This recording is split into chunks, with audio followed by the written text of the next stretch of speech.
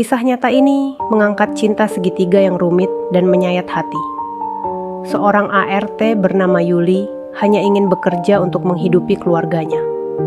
Namun ia justru terseret dalam pusaran perasaan antara suami majikannya, Pak Reza, dan istri sang majikan, Bu Nina, yang sedang sakit parah. Di satu sisi, Yuli merasa bersalah dan tidak pantas. Di sisi lain, perhatian dan kasih sayang Pak Reza membuatnya sulit menghindar. Ketika cinta muncul di tempat dan waktu yang salah, siapa yang harus dikorbankan? Kisah ini akan membuatmu berpikir ulang tentang batas cinta dan pengkhianatan. Jangan lupa like, komen, dan subscribe channel Pensil Bahagia untuk cerita viral lainnya.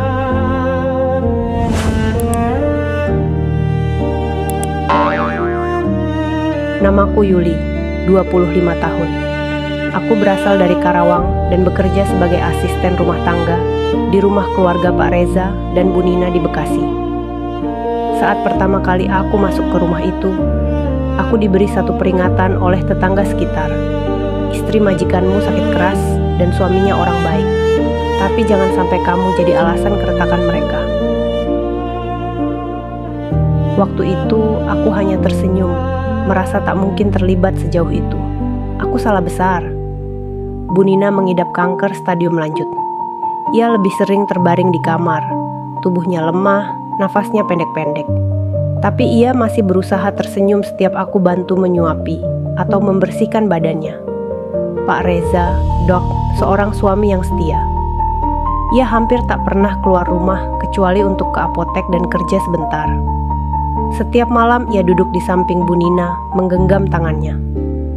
Tapi aku tahu ada kesedihan yang dalam di matanya. Aku sering merasa janggal ketika Pak Reza mulai memperhatikan hal-hal kecil tentangku. Yuli, kamu sudah makan?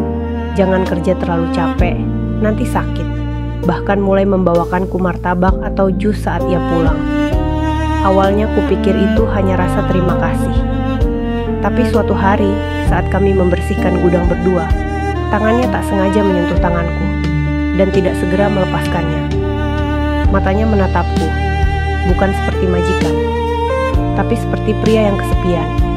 Aku panik, tapi aku juga tak menyangkal. Hatiku mulai goyah. Hubungan kami semakin dekat. Kami tak pernah bicara soal cinta, tapi semua terasa nyata. Tiap kali aku menyuapi Bu Nina, perasaanku bercampur antara iba dan dosa. Kadang aku menitikkan air mata di dapur, merasa seperti wanita paling hina.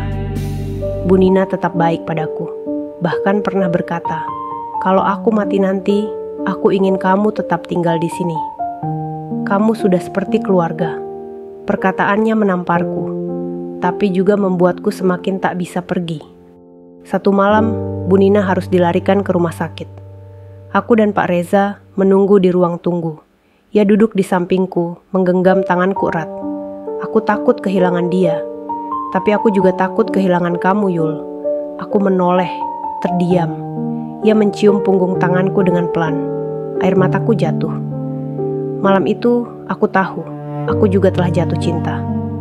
2 minggu kemudian, Bu Nina meninggal dunia. Tangis kami pecah. Aku memeluk Pak Reza, ia menangis di bahuku. Setelah pemakaman, ia berkata, "Yuli, tinggallah di sini. Aku gak punya siapa-siapa lagi. Kita bisa memulai dari awal." Tapi malamnya, aku menemukan surat dari Bu Nina yang ditinggalkan di meja rias. "Yuli, jika kamu membaca ini, berarti aku sudah tidak ada. Aku tahu suamiku kesepian, dan aku tahu dia menyayangimu. Tapi jangan biarkan cinta kalian tumbuh dari luka. Sembuhkan dulu luka itu, baru berjalanlah bersama." Aku menangis semalaman. Keesokan harinya, aku mengepak barang dan pergi. Pak Reza mencegahku. "Yuli, kenapa? Kita bisa bersama." Aku memeluknya terakhir kali. "Pak, saya mencintai Bapak. Tapi saya juga mencintai Bu Nina. Dan saya tak mau cinta kita tumbuh dari air mata dia." Aku pergi tanpa menoleh lagi. Sekarang aku bekerja di rumah penampungan anak yatim. Aku hidup tenang, jauh dari drama cinta.